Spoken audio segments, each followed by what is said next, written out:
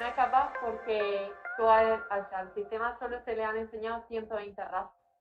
Entonces no va a ser capaz de reconocer 121. Dentro de las 120 razas que conoce, es lo que sabe, no sabe más. Y dentro de esas se le ha enseñado específicamente razas, no se le han enseñado cruces. Eso sí, se intentará sacar cuál de las que conoce es la más parecida. Es decir, si tú le pasas un Yorkshire mezclado con un Yorkshire Maltés, por ejemplo, pues lo que piensa que más se parece. Pero por ejemplo, una de las razas que no estaba mezclada, que raza indígena, era la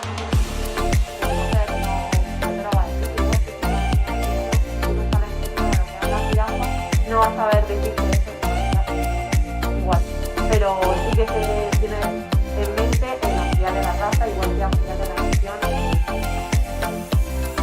Pues muchas gracias. Nada, bien. Ahora digo. Yo también tengo otra pregunta con respecto a Dobre. El programa ha dicho que sirve para identificar la raza y las emociones de los perros. Antes ha mostrado una serie de ejemplos de posible competencia, ya sea por un programa que ha hecho Microsoft y otras empresas al respecto.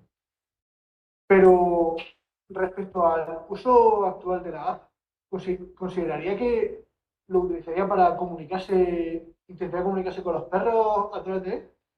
Porque a lo mejor existen otras alternativas que no sea exactamente una aplicación que permitiría un resultado parecido. Me explico con esto. Hace un par de años sacaron es un invento muy tonto, pero lo sacaron al mercado y está triunfando, no parcialmente, una serie de botones que se colocan en el suelo, cada uno con un sonido, y adiestra al perro durante un tiempo para que relacione cada sonido con una acción y puedes comunicarte perfectamente con gato y perro. Al menos puedes encontrar bastantes vídeos de cómo funciona. Respecto a ello. Y bueno, consideré que haría que su aplicación puede ser una especie de competencia, sería para una aplicación distinta a ello. Pues la finalidad es total. A ver, podrían cruzarse, pero son distintas porque lo que tú me comentas incluso está hecho con monos y con tigres también, creo que estaba hecha la investigación. Son cosas diferentes. Esta finalidad que me comentas es para ver cómo interactúa un animal, mientras que la aplicación Dobre en este caso es para proporcionarle a un usuario, a una persona, información sobre cómo está su perro. Entonces, es simplemente conocimiento, pero no para poder interactuar con el perro ni nada de eso. Eso sería como una siguiente fase. Sí, digamos que Entonces, ahora mismo no hay competencia con esto. Ya. Porque Dobre todavía tiene espacio para Claro, claro. ¿Pensáis en un futuro próximo llevarlo a los humanos, a los seres humanos? Pues sí, porque una vez que conoces cómo funciona el sistema en los animales, ¿no? Que sea capaz de extraer estas características, con la técnica de transfer learning se puede usar ese conocimiento, ¿no? Entonces facilitaría mucho las cosas, aunque sí es verdad que en humanos es mucho más complicado porque un perro no se va a quejar del resultado que le ofrezca, pero un humano a la mínima te va a poner una pega. Entonces ahí va a tener que tener mucho más cuidado y sobre todo, como bien habíamos comentado, el tema del sesgo, que tienes que tener cuidado también pues en pasarle mucha cantidad de datos, tanto de personas blancas, de diferentes razas, de mujeres, hombres, y que esté todo equilibrado. Entonces es mucho más complicado que un perro. Bien, pues yo tengo otra pregunta para José Antonio Contreras, que es respecto sobre las copias de seguridad. ¿Cuál es la mejor forma o qué recomiendas tú a la hora de hacer una copia de seguridad? Es decir, ¿dónde la podemos guardar? ¿Dónde es más recomendable, más segura? Vale, mira, sobre todo lo comentábamos un poco en la ponencia. La copia de seguridad, lo primero que tenemos que tener claro es que una copia literal de un copia o pego no es seguro, ¿vale? Desde el mismo momento en que el propio sistema donde lo estás guardando, un disco duro, aunque ya hay discos duros de estado sólido que no utilizan discos duros mecánicos, se rompen menos, ¿no? Pero en el caso de ciberseguridad, en el caso de encriptación, lo ideal es que tengamos siempre una replicación de esa copia de seguridad en diferentes sitios si puede ser una copia desatendida, es decir, si no puedes o no tienes el dinero para invertir en un sistema como el que trabajamos nosotros a nivel empresarial con Acronis, ¿no? Que te hace una copia híbrida a la nube, te hace una copia local en diferentes dispositivos y además te hace una ISO para que en caso de caída del sistema, esa ISO recupera todo el sistema tal cual lo tiene. Pero además con una ventaja, porque la recuperación de la información se la hace independientemente del hardware. Tengo un portátil, vosotros si intentáis copiar el disco duro C de este portátil a otro portátil, no funciona, porque el hardware es diferente, la placa base, la controladora, son cosas diferentes. Este sistema lo que hace es desanclar hardware y software, y lo que hace es una ISO, y esa ISO se replica en máquinas nuevas, de diferentes características. Entonces, lo ideal, si tienes un poder adquisitivo pequeño, una licencia de este tipo de sistemas vale aproximadamente unos 15 euros mensuales. No es mucho y te garantizaría una copia de lo importante en la nube y una copia en local de la información replicada sin límite de espacio. Es decir, un disco duro de 2 teras, 4 teras, lo que tengáis, se va clonando y tendría una solución bastante interesante porque lo que tú tienes ahí te lo controla un agente que además te lo encripta. Con lo cual, si perdiera el disco duro, pues el disco duro lo podrán usar para lo que quieran, pero la información no sale.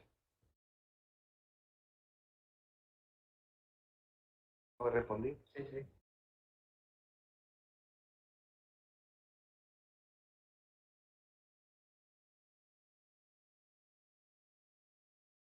Bueno, tenía una pregunta para José Antonio Contreras, para usted, pero me he visto que ha sido un poco respondida durante la presentación, pero igualmente se la vuelvo a formular. Sí, claro.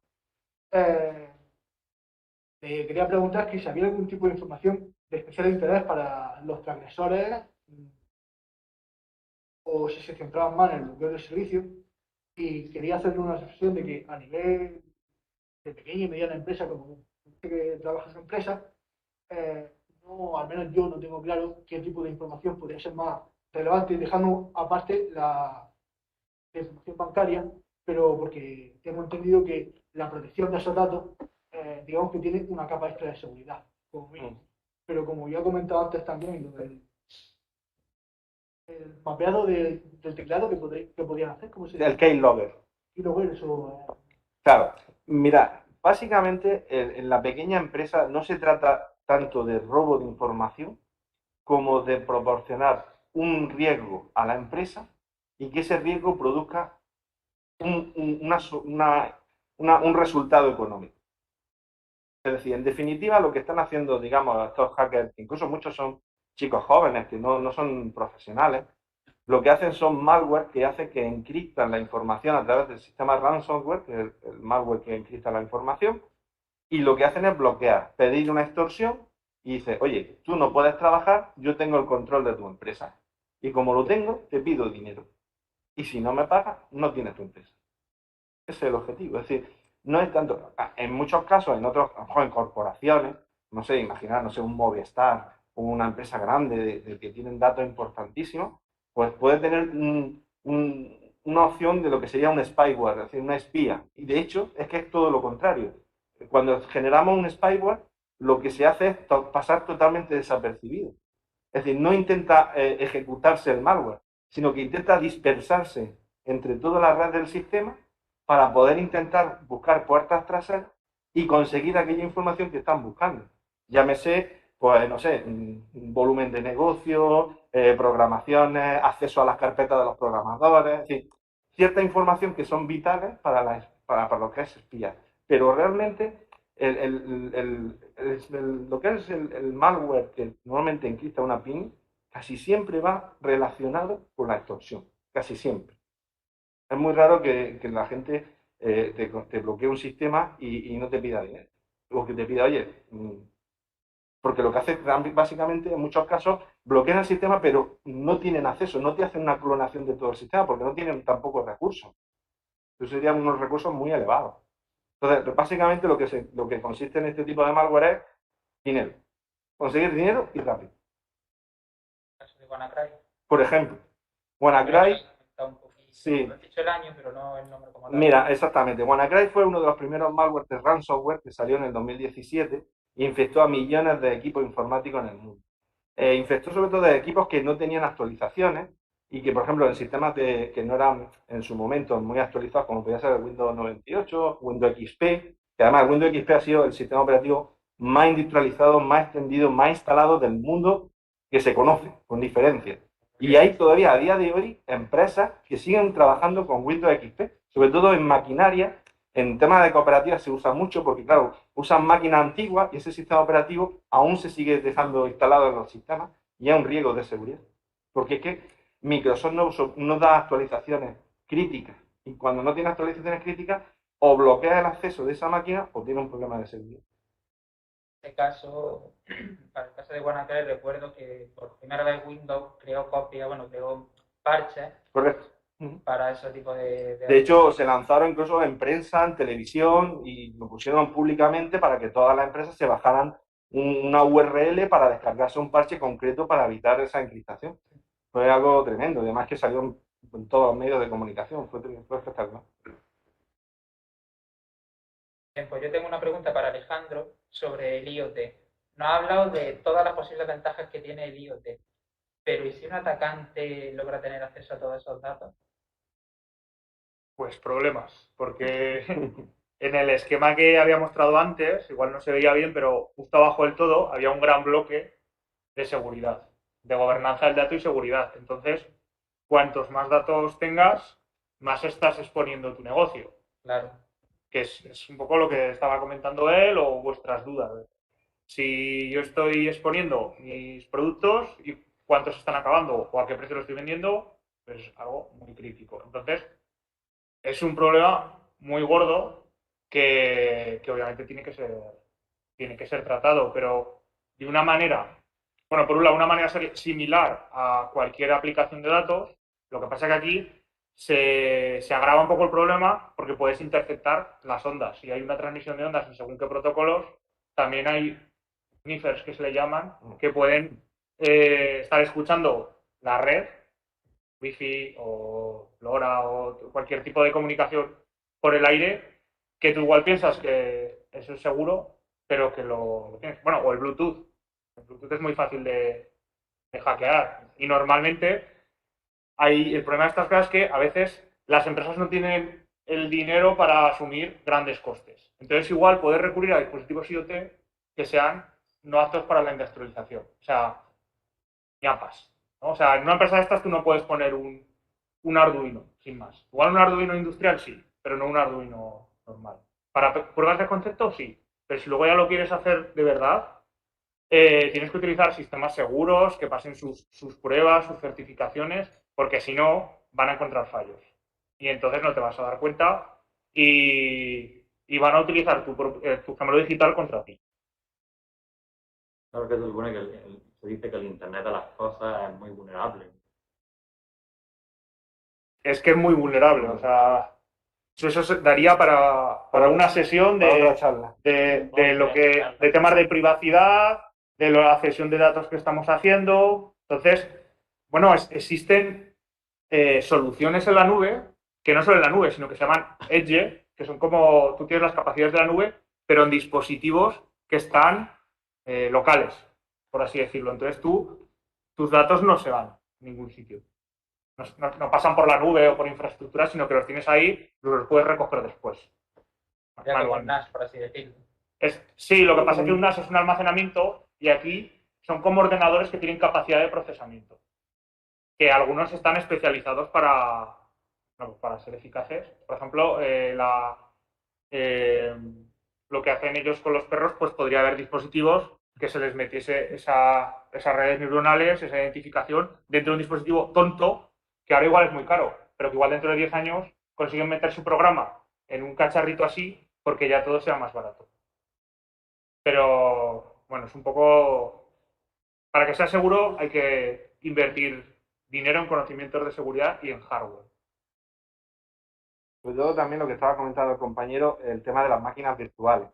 Máquinas que tienen gestiones que son de protocolos como Arduino, que son protocolos muy sensibles y tiene una Wi-Fi con una AP que tiene vulnerabilidades, lo que hay que bloquear. Nosotros en las consultorías lo que hacemos básicamente es buscar vulnerabilidades.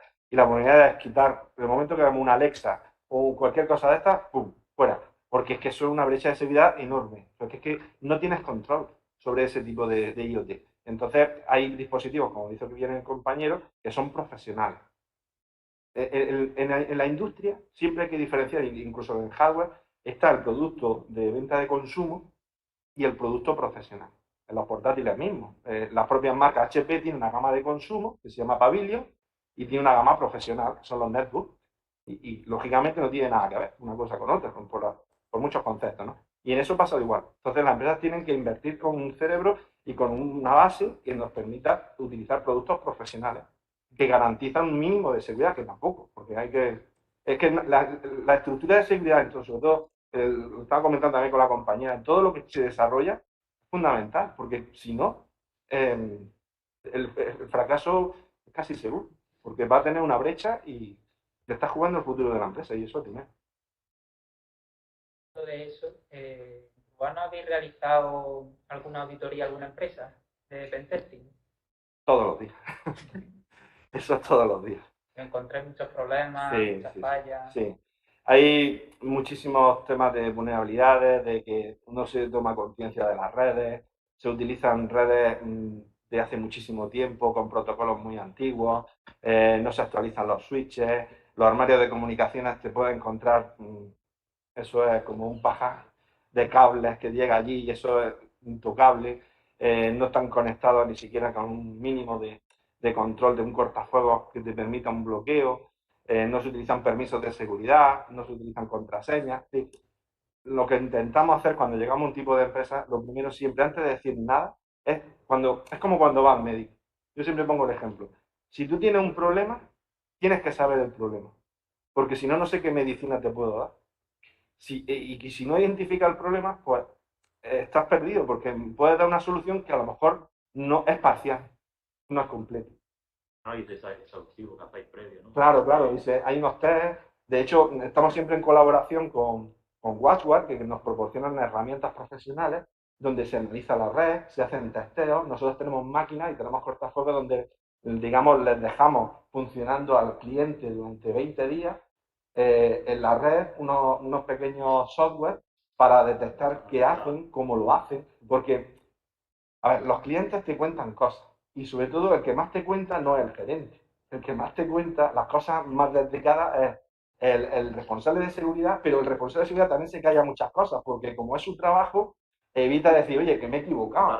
Y entonces barre para su interés. Entonces tenemos que ser un poco como el chico malo en un principio, luego somos el chico bueno, ¿no? Pero somos el chico malo para decir, oye, que aquí no lo haces bien, esto está mal, aquí tiene un problema y hay que solucionarlo. Y no hay que buscar culpables, hay que buscar soluciones.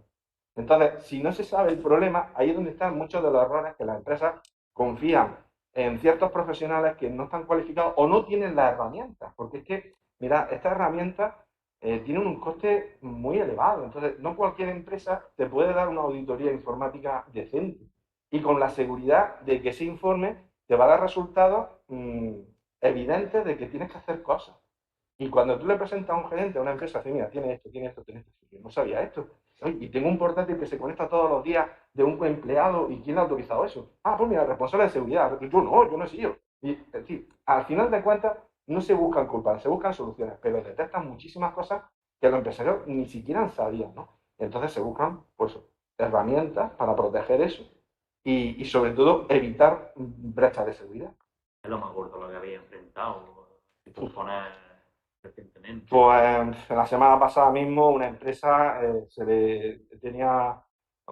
una empresa que trabajaba con servidores físicos, tenían dos máquinas virtuales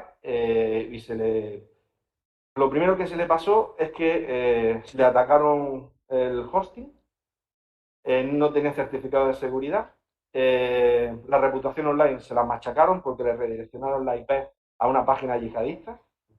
Eso ya para lo primero.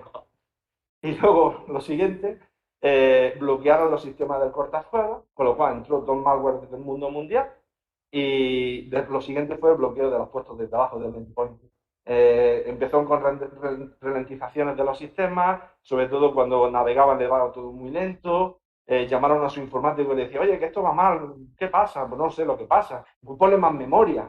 Y dice, ¿por qué más memoria? Si le he puesto 16 gigas de memoria y eso va igual de lento. Y al final, pues claro, pues no tiene más remedio para llamar a alguien que sepa y que te haga un informe y diga, mira, pues es que tiene por todos sitios. Y no quiere decir que a lo mejor el hardware que tiene esté obsoleto, que en muchos casos no hay que cambiar muchas cosas. Es tener unos ciertos protocolos, invertir un poquito de software y tener una seguridad. Entonces, ¿conoces una página que es una página web que se llama Hack the Box? ¿Perdón? Una página web que se llama Hack the Box, que precisamente te otorga páginas, bueno, te otorga máquinas vulnerables que han sido diseñadas, que tienen para una vulnerabilidad en concreto, y tú como atacante tienes que meterte, tienes que analizar puertos para escalar privilegios y convertirte en root de esa máquina. No, no la conozco, pero nosotros trabajamos con otras herramientas de análisis que se llama el System Reporting, que nos proporciona sobre todo un mapeo muy importante de cómo funciona el sistema, de los logs de dónde se conectan y sobre todo tenemos una herramienta dentro del EDR, del puesto de trabajo, que es muy chula, porque lo que hace es que cuando te hace la detección de vulnerabilidades, ese archivo te lo deja registrado y te hace un mapeo y además interactivo, se hace en vía web y entonces tú ves cómo ese archivo se ha ido replicando en tiempo real y va haciendo un esquema que va copiando, como un ejecutable, me veo en .exe, me veo en JPG, me veo un tal, pum, pum, y ves todo el proceso que ha seguido ese malware y eso lo hacen las herramientas de Quasbar, ¿para qué? Primero, para evitarlo y segundo, porque eso es el Big Data, es decir, ellos necesitan reportar qué pasa en el día a día para evitarle a otra empresa a que eso le suceda. De hecho, muchas situaciones muy graves han supuesto que otras empresas no lo sufran. Porque ellos directamente eso va a sus máquinas virtuales en tiempo real en el cloud y los programadores y todo lo que iba en todo el tema del software, porque esto es un poco complejo. Es decir, una empresa que se dedica a la ciberseguridad, nosotros somos distribuidores, nos especializamos, tenemos técnicos, pero realmente las herramientas de detección nosotros no las desarrollamos, porque eso es impresionante, eso tiene que tener unas inversiones impresionantes, ¿no? Y de hecho, Panda Security ha sido absorbida por esta empresa porque Panda desarrolló aquí en España, y de hecho en España hay muy buenos programadores, se ha adquirido porque tenía una solución de DR que no superaba la de Wasware. Y te lo digo así, pero y de hecho lo han adquirido por eso. Y ahora tienes esa herramienta que es súper potente y la han metido por las ventajas que tiene un otro y han desarrollado una plataforma muy potente.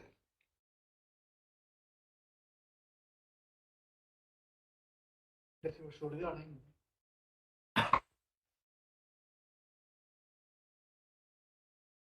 Bueno, tengo una pregunta que en principio eran dos distintas, pero se puede hacer una sola para que respondan por turno, tanto para Alejandro como para Irene.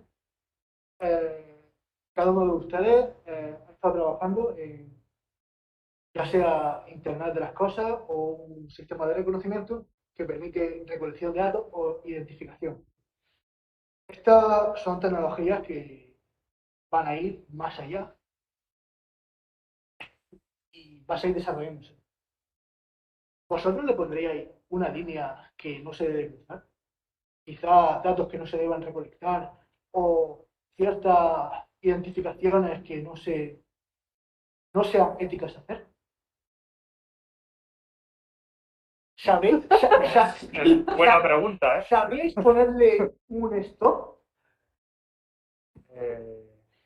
Por lo menos lo de ella. Tú tendrás más problemas de ética. Es un poco así enrevesado, pero es una cuestión que creo que es interesante e importante. El problema es que, sobre todo en la parte de inteligencia artificial y sobre todo en deep learning, tú le pasas una imagen al algoritmo y tú no sabes lo que pasa ahí dentro. Tú no sabes, si yo le paso una imagen de un perro, no sabes en qué se ha basado para aprender que ese es un perro. Puede ser que a lo mejor se haya basado en que hay césped verde. Entonces, el problema, como dices, es que como tú no se lo pasas, o sea, tú no le especificas, mira, tienes que aprender esto por esto, tú no sabes en qué se basa para aprender y por lo tanto no sabes qué resultado te va a dar. De ahí la necesidad de que le pases muchas imágenes diferentes y variadas para que entiendas que lo que o sea, que se tiene que fijar en cosas específicas, no en cosas generales. Pero realmente el stop o el final, al final lo pone la ley. Y muchas veces se ha escuchado la frase de que la tecnología va por delante de la ley, ¿no? Hasta que no llegue una ley que diga no puedes reconocer esto, pues todo el mundo lo va a hacer. De ahí el problema también de la serie que habíamos comentado de Netflix, de ese codificado, pues ahí ya hay un problema. O sea, ¿dónde está? ¿Por qué no distingues la raza negra? Entonces ahí ya sí que van a empezar a ser culpables, ¿no? Y hay un problema. Quizá como desarrolladores debería haber cierta ética de decir de aquí no pasamos y deberíamos decirlo. De ahí tendría la solución sería enseñarle cosas, porque a lo mejor cuando tú piensas y es un fallo, tú dices, mira, quiero un sistema que me reconozca el rostro. Y tú le pasas muchas imágenes de rostro, pero tú hay un momento en el que no eres consciente de qué tipo son esas imágenes. A lo mejor por facilidad, porque tiene un banco de imágenes a mano que lo proporciona no sé qué empresa o no sé qué sitio y te lo proporciona y tú lo utilizas y cuando te das cuenta dices, joder, es que en las imágenes que yo tenía no hay tantas mujeres como hombres o no hay tantas personas de raza negra como de raza blanca. Pero tienes que llegar al punto de darte cuenta. O sea, está en ti el hecho de ser ético, ¿no? Pero sí es verdad que como programador tú lo que piensas es que quiero un sistema que reconozca rostros y lo haga súper bien. Y para eso necesito datos. Pero ahora fíjate en el detalle de qué tipo de datos está utilizando y cómo lo está utilizando. Claro, lo que te he comentado, lo que te preguntaba antes de si en un futuro trabajaráis con las personas, se podría cruzar la línea de la privacidad. Claro. Y eso es algo... No. Es que ya sé Es que que hayas topado con la ley de protección de datos. Bueno, Y la normativa europea es súper restrictiva. O sea, la ética, sobre todo hablando de emociones, ahí psicológicamente a lo mejor habría que ver también unos patrones que a lo mejor el que tenga un gesto pensando así, que es de risa, el hombre tiene una patología y se ríe pero no está contento. claro. Entonces, como el ser humano es tan complejo, yo ahí lo veo Siempre es un tema complicado. complejo. la inteligencia artificial está para tomar decisiones por nosotros. Se supone, es lo que se aspira. Actualmente, a él le habrá pasado que pruebas de seguridad, que son hechos reales, no son válidas en un juicio.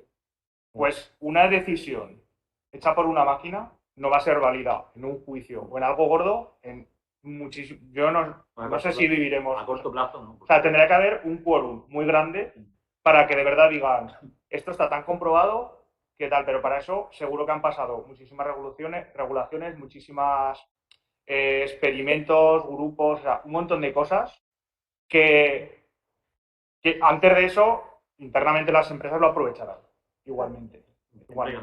Es tan simple como las cookies. Hasta hace unos años no había cookies. Y todo el mundo cogía datos sin necesidad de avisarte, oye, te estoy cogiendo datos. Totalmente. Hasta que llega una ley que dice, mira, por ley tienes que tener cookies puestas y avisar al usuario. Entonces ahí ya todo el mundo ve. Pero hasta entonces lo has utilizado como podéis. Por eso digo que si llegado el momento, aprovecharía ahí eso, entre comillas, no, sino en general, hasta que llegue el corte que te puedan... Es que ya hay gente, hay perfiles especializados en derecho, en el entendimiento del ser humano, y o sea, no solo hay tecnólogos, sino que filósofos y más expertos en el ser humano que se dedican a pensar sobre eso, porque es un debate. Y los datos igual, a mí particularmente me da igual que datos se cojan porque no podemos hacer nada contra ellos. Entonces no lo controlamos. Así que mientras los datos sirvan para algo, pues para eso está la anonimización que se hace, pero prefiero que pequemos de datos, ahora mismo que haya exceso de datos, a que estemos en la situación de ahora que no tenemos casi ningún dato. Aunque pensamos que tenemos muchos datos, generamos tantos datos, tantas emociones, estímulos, todo, que podríamos tener, pues, en algún momento un gemelo digital de verdad en la Tierra y que sirviese para algo. Que pudiese salvar una inundación, que haya una catástrofe y claro, pues igual para ver esa catástrofe hemos tenido que saber un montón de la polución de un país que no quiere coger esos datos. Y bueno, entonces habrá que llegar a acuerdos por el bien común. Pero como dejamos que el ser humano no hace eso, pues Ese es el tema. bueno. Sobre todo porque la IA tiene temas éticos. Y en el momento que tenga temas éticos es como... Hay muchos libros al respecto. Y yo he estado en muchos seminarios donde han hablado de ese tema. Es muy complejo. ¿Cómo puede tomar una máquina la decisión de quitar la vida a una persona con un respirador o no quitarla? Es un tema ético que legalmente, yo creo que incluso ningún político se va a arriesgar a tomar esa decisión. En un futuro, no lo sé. Pero en cualquier caso se tendrá que legalizar y en cualquier caso tendrá que pasar por unos procesos increíbles de certificación. Increíble. Igual que está la certificación, como os comentaba, de seguridad y hay certificaciones, pues tiene que haber unos protocolos de seguridad que admitan que eso es viable y es legal. Y si no, no lo pasa. También todo con la inteligencia artificial, cuando funciona y es positivo, todo de maravilla, pero Claro. cuando es negativo para la La ayuda de la persona, máquina siempre es se buena, echa- cuando se sabe se echan encima. Entonces, es un tema complicado. Para que sea un arma de doble filo. Eso también depende un poco de quién la use, pero como has comentado antes, ¿no? Hay que interesa que funcione y ya está, no que vaya a ser su usuario final. Eso también es un problema. Pero eso supongo que en cualquier trabajo, ¿no? Tú puedes hacer tu trabajo en un supermercado y tú lo que quieres es generar ventas. Ahora, cómo las generes, ya depende del programador, de su ética y de lo que quiera conseguir. A eso me refería. Que tú por tratar de llegar más allá, siempre vaya a intentar buscar el agujero hasta que alguien nos pare. De alguna forma. Hombre, como investigadora seguramente sí. Querrá, Por eso digo. todo el mundo, los que estamos aquí, Con queremos eso, exprimir. por supuesto, claro. Un patinazo se lleva a la gente así. Se quiere investigar algo y al final, uy, quería que se usase para esto. Me pasó a la raya. Yo creo que esto tiene mucha equiparación con el tema de la medicina. Hay cosas que en medicina no se pueden hacer. No se puede clonar a un humano a día de hoy, que yo sepa. No se puede. No. Y es totalmente alegal, amoral. No sé. Y bueno, y se clonó a Dolly porque era un experimento. Y lo que pasa es que luego los gobiernos, hay gobiernos que las leyes no las cumplen. Entonces por ahí, pues, luego se llaman armas biológicas, temas raros y cosas así. Bueno, mi última pregunta va para Víctor y es sobre la charla que todavía no hemos visto de tu parte, pero que seguro que más de uno tiene ganas. ¿Nos puedes adelantar algo? Sí, te voy a regalar un regalo a todos. ¿Como cuál? Solo mi regalo a Spoiler. Existe un spoiler y nada, simplemente es una charla un poco para que participe también el público, voy a hacer preguntas al público, y es sobre desarrollo de sistemas retro, de sistemas de hace 20, 30 años, con herramientas de hoy. Y lo vamos a ver ahora después. Eso quiero verlo yo.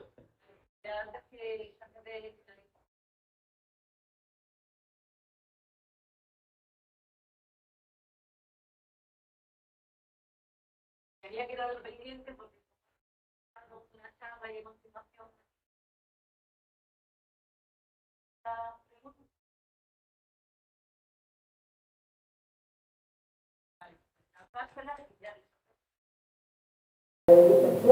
Si va a entrar en esto, le pregunto Cristian.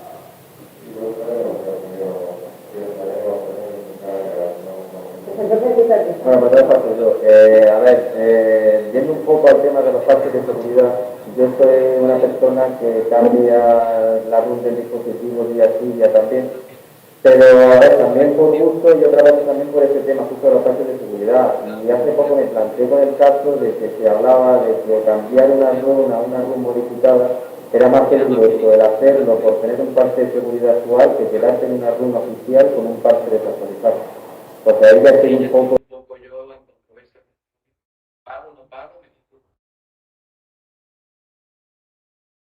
Yo te respondería desde mi humilde opinión y de mi experiencia. Más vale bueno conocido actuar que bueno por conocer en el futuro. Con lo cual, nosotros siempre, cuando hay una actualización crítica, nosotros por política de empresa no la hacemos inmediatamente. No la hacemos. Porque imagínate que esa actualización de esa root, y no te digo del sistema, yo te pongo ya temas de empresa, ¿no?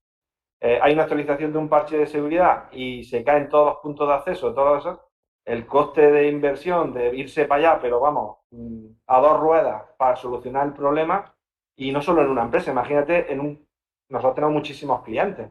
Si eso pasa en 100 clientes, imposible acometer una solución masiva. Entonces, nosotros tenemos vía directa con Microsoft, porque somos sobre todo una empresa que desarrollamos software en .NET y tenemos desarrollos específicos, y siempre pasan unos filtros por ellos, ¿no? Y siempre una crítica pasa muchas betas, pasan muchas actualizaciones, y aún así pasan cosas, porque nunca tiene la certeza. Cuando cualquier sistema, y en este caso el software libre va un poco relativo, porque va mucho, el tema de los root, como bien sabéis, va muy relacionado con los distribuidores, con la marca y con qué tipo de producto, pues ahí tiene un hándicap, porque mucha gente pues quiere tener la última actualización porque te pone, digamos, el gancho, podemos decirle gancho, de que ahora salió una optimización de la cámara porque te puedes grabar en 4K y con ralentización de la grabación. Eso ha pasado así. Y con la actualización del LilePod, que pasó un problemón del copón, no sé si lo sabes, pues muchos sistemas de móviles tuvieron parado el sistema operativo de una marca muy conocida, que no voy a decir para no darle problemas, pero tuvieron ese problema. Entonces, nosotros por seguridad y por lógica, y siempre esperamos a ver qué pasa. ¿Qué pasó? Claro. El tema de IoT hablaba un poco de la domótica, que yo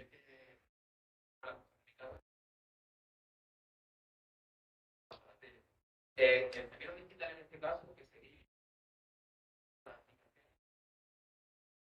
Sería el conjunto de todo. O sea, tú lo que quieres es tener lo máximo posible una representación de tu casa e interactuar con ella y explotarla. Entonces, cuantos más sensores pongas, pues tendrás tu habitación o tu casa mejor mapeada.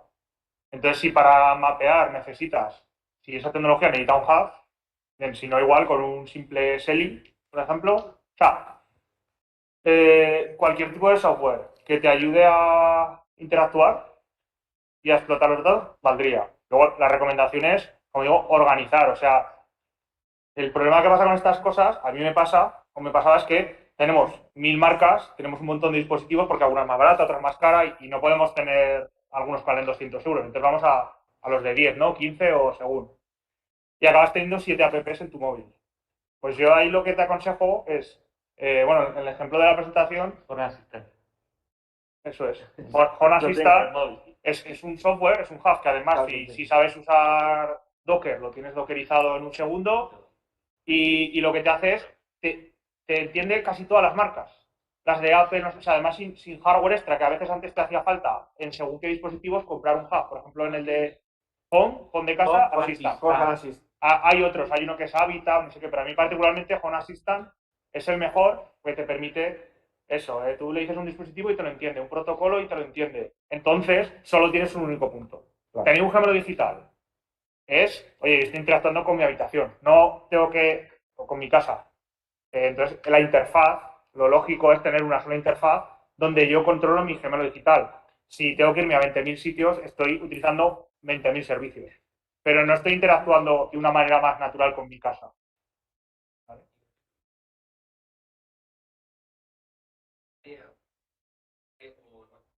También te detecta la rumba y te pone el mapa en el propio Home Assistant. Te lo pone. El mapa de la rumba sería, la rumba utiliza una tecnología que se llama DSSLab, que es mapear y te lo trae. Además hay ciertas rumbas, o hay ciertas rumbas que alguno está un poco libre o les ha podido hackear para que puedas conseguir esos datos. Eso sería la leche, porque entonces con software, no con Home Assistant, pero con otro software que puedes complementar con Home Assistant, porque al final es JavaScript, ¿vale? Web. Puedes ya decir, pues aquí quiero, con lo que yo os había enseñado, en esta parte es donde está mi dispositivo, subir las persianas. Pues igual tú te apetece no estar buscando entre listados, sino abrir y hacer clic. Porque conforme más complejo sea tu casa, tendrás más listados. Y lo que querrás es, tengo la imagen y hago clic ahí. Entonces, la rumba te podría ayudar. También ahora, por ejemplo, con algunos iPhone y iPad, tienen un sensor LIDAR que también, o sea, hay herramientas open source que te permiten extraer esos datos, que es una pasada. Porque no todo el mundo puede permitirse los escaneos láser que os decía tengo un láser y escaneo, pues igual la fachada de un edificio histórico, porque necesito pues muy buena representación, porque al final lo que quiero es mejorar, ¿no?, esa fachada. O todas las tuberías que tiene una planta. No, es que tú lo que quieres es, de una manera un poco burda, tu casa, que también te la puedes desarrollar en Unity. Si te aburres y tal, lo podrías hacer, tienes que jugar con los formatos, pero al final el concepto siempre es el mismo, llevarlo a un solo sitio, ¿vale? Y si la romba es una herramienta que te da más datos y te va a ayudar, pues es otra parte de la gemela digital que te ayuda. Si, por ejemplo, la romba te fuese capaz de darte la suciedad que ha acumulado, pues igual podrías sacar patrones de suciedad y ver que en primavera tienes mucho más polvo o está habiendo mucha suciedad, me he dejado la ventana abierta, ciérrala, porque hay unas obras o porque hay otra cosa. Entonces, al final son fuentes de información que te permitirán tomar decisiones o que una IA te las tome por ti.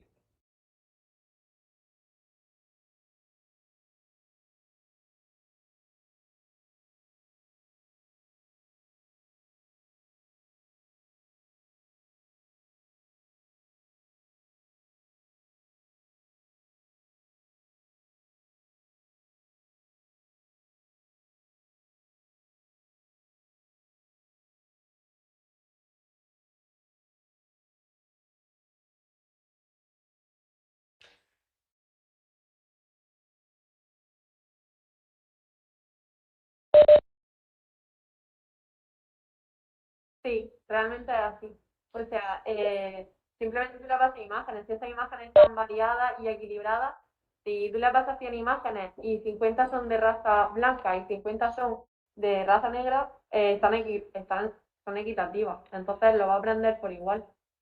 Entonces solo depende de eso. El problema simplemente de esa mujer, ¿no?, que estaba en la película, en Netflix, pues simplemente era eso, que el sistema había aprendido a base de raza blanca. Entonces por eso no era capaz. Y si se ponía la máscara blanca, entonces ya sí. Entonces simplemente lo que tuvo era que meterle más datos de la raza que quería identificar. Pero igual que pasa con esta raza, pasaría con cualquier otra.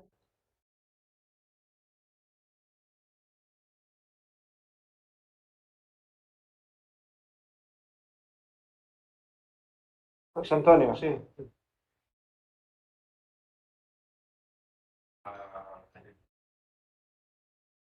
La-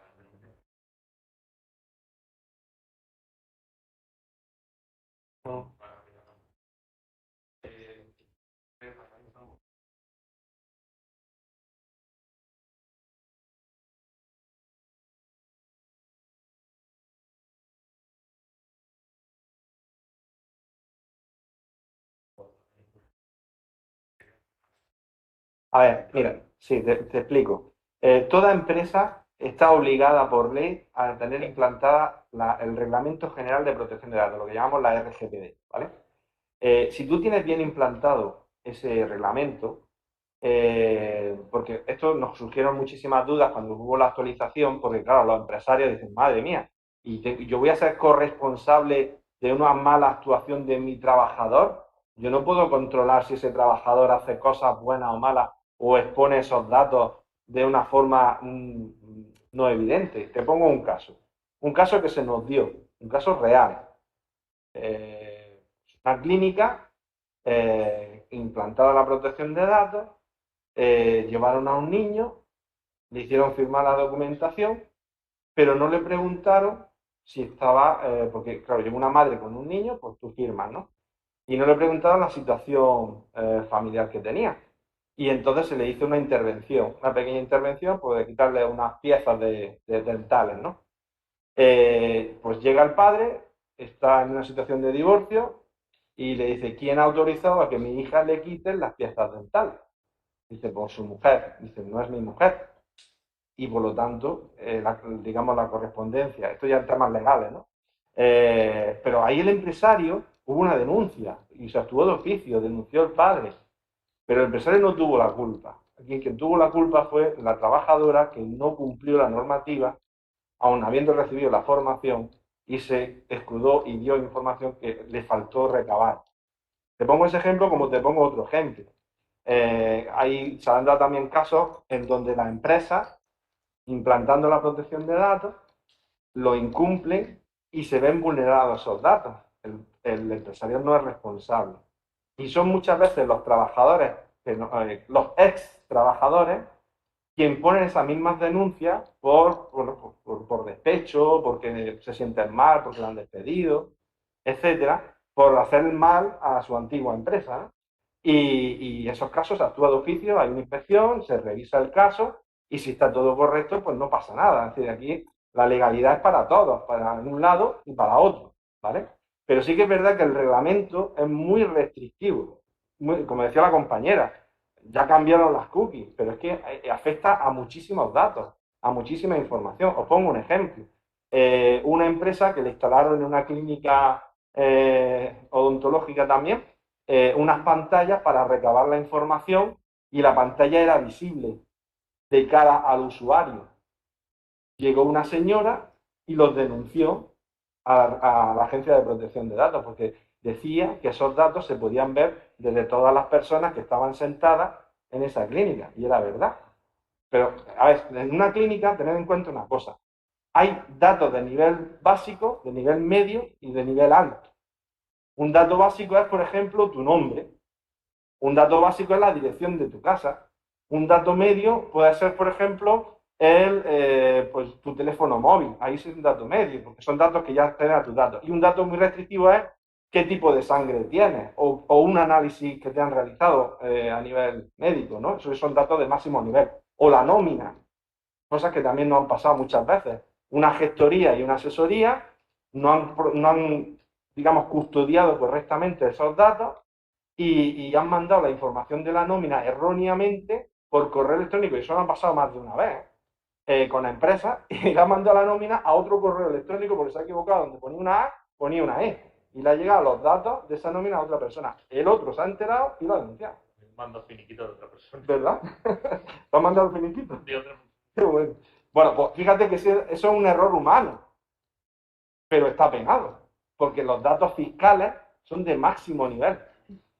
¿Entiendes? Entonces, lo que tenemos que tener claro es que todas las empresas tenemos que cumplir la protección de datos, pero la exoneración o no de la culpa de esa brecha o de ese error lo dictamina la protección de datos. En muchos casos, pues no pasa nada porque no se denuncia. Pero si se denuncia, actúa de oficio un inspector. En nuestro caso, en nuestro servicio de protección de datos, como se tiene bien implantado, cuando en una inspección nos llaman los clientes, entonces nuestra compañera, que es la responsable del departamento, se persona el día y fecha y hora que va ahí el inspector y acompaña al empresario en toda la recabación de la información, en qué ha pasado, cómo tiene implantada la protección de datos, documentación, etcétera, y normalmente no pasa nada. A quien le recae un poco la culpabilidad es al trabajador que no ha cumplido la normativa. No sé si te respondí.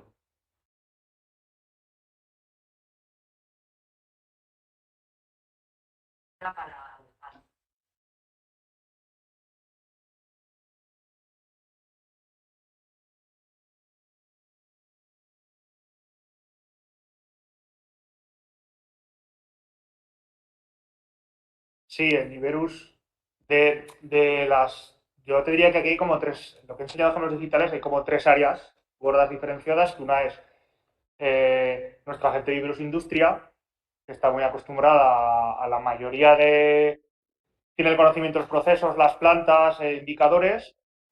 Luego está mi gente, que somos los que estamos más relacionados con la representación gráfica y el unir todos los demás para formar el gemelo digital.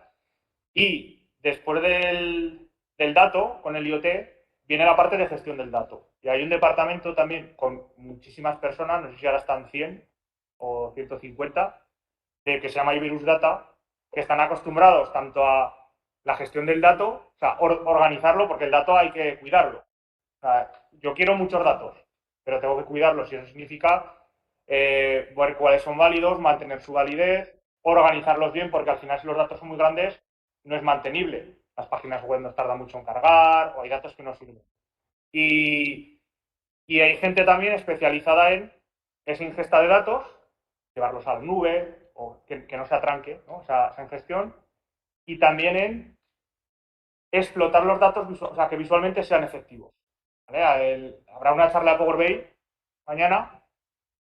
Es un mundo el Power BI. Es muy potente, tampoco quiero hacer spoiler, pero es algo muy eficaz que sirve para que la gente entienda el significado de los datos.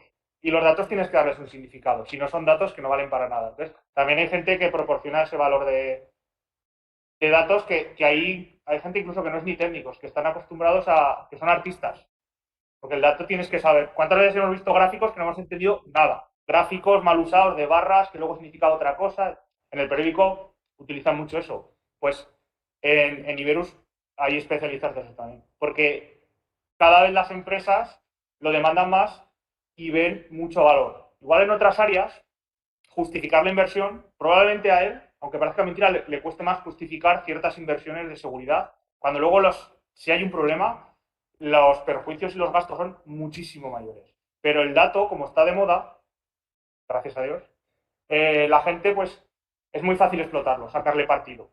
Entonces, mucha gente pide, muchas empresas están interesadas y hay bastante trabajo. O sea, incluso dentro de los perfiles profesionales, en Iberus y supongo que en otras empresas, se demanda mucho ese perfil. Y también en la Iberus University hay cursos especializados te voy a enseñar a gestionar el dato, a aplicar los algoritmos que utiliza ella, de redes neuronales, de transfer learning, que a veces los aplicas tú, o sea, aplicas ciertas bases teóricas y otras veces utilizas servicios que ya existen.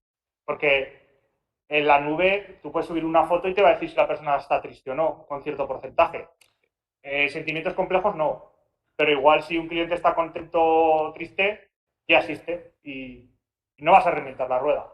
¿Vale? Cuando reinventas la rueda es cuando ya te vas a algo específico de la mayoría de negocios que hay, que, pues por ejemplo, lo industrial, aunque parece que mida muchos datos, le falta mucho por modernizarse. Entonces ahí sí que necesitas toda la potencia de todos los profesionales.